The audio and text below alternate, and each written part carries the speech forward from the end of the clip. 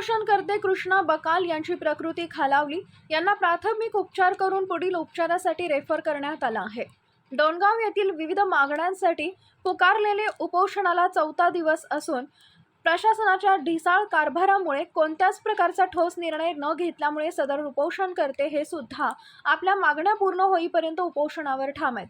मात्र आज तब्बल 4 दिवसापासून सलग चालू असलेले उपोषणमधील कृष्णा बकाल या युवकाची प्रकृती खूपच ढासळली असून त्यांना डोणगाव येथील प्राथमिक आरोग्य केंद्रामध्ये प्राथमिक उपचार करून बुलढाणा येथे रेफर करण्याचे वैद्यकीय अधिकारी यांनी सांगितले होते.